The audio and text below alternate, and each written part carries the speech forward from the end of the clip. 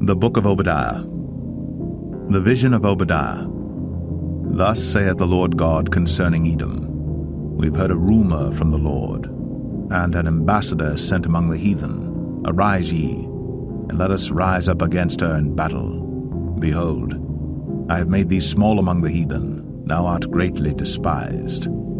The pride of thine heart hath deceived thee, thou that dwellest in the clefts of the rock, whose habitation is high, that saith in his heart, Who shall bring me down to the ground? Though thou exalt thyself as the eagle, and though thou set thy nest among the stars, thence will I bring thee down, saith the Lord.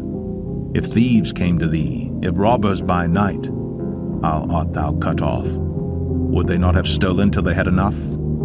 If the grape gatherers came to thee, would they not leave some grapes? How are the things of Esau searched out? How are his hidden things sought up? All the men of thy confederacy have brought thee even to the border. The men that were at peace with thee have deceived thee, and prevailed against thee. They that eat thy bread have laid a wound under thee. There is none understanding in him. Shall I not in that day, saith the Lord, even destroy the wise men out of Edom, and understanding out of the mount of Esau? And thy mighty men, O Teman, shall be dismayed, to the end that every one of the mount of Esau may be cut off by slaughter.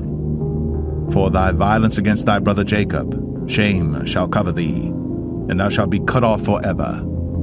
In the day that thou stoodest on the other side, in the day that the strangers carried away captive his forces, and foreigners entered into his gates, and cast lots upon Jerusalem, even thou wast as one of them.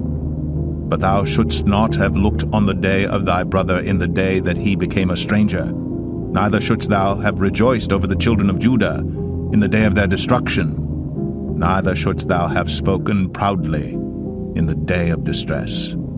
Thou shouldst not have entered into the gate of my people in the day of their calamity. Yea, thou shouldst not have looked on their affliction in the day of their calamity, nor have laid hands on their substance in the day of their calamity.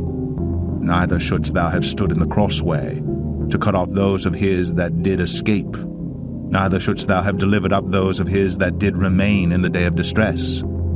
For the day of the Lord is near upon all the heathen. As thou hast done, it shall be done unto thee. Thy reward shall return upon thine own head. For as ye have drunk upon my holy mountain, so shall all the heathen drink continually. Yea, they shall drink, and they shall swallow down, and they shall be as though they had not been. But upon Mount Zion shall be deliverance, and there shall be holiness, and the house of Jacob shall possess their possessions. And the house of Jacob shall be a fire, and the house of Joseph a flame, and the house of Esau for stubble. And they shall kindle in them, and devour them, and there shall not be any remaining of the house of Esau, for the Lord hath spoken it. And they of the south shall possess the mount of Esau, and they of the plain the Philistines, and they shall possess the fields of Ephraim, and the fields of Samaria, and Benjamin shall possess Gilead. And the captivity of this host of the children of Israel shall possess that of the Canaanites, even unto Zarephath, and the captivity of Jerusalem, which is in Sepharad, shall possess the cities of the south. And saviors shall come up on Mount Zion to judge the mount of Esau, and the kingdom shall be the Lord's.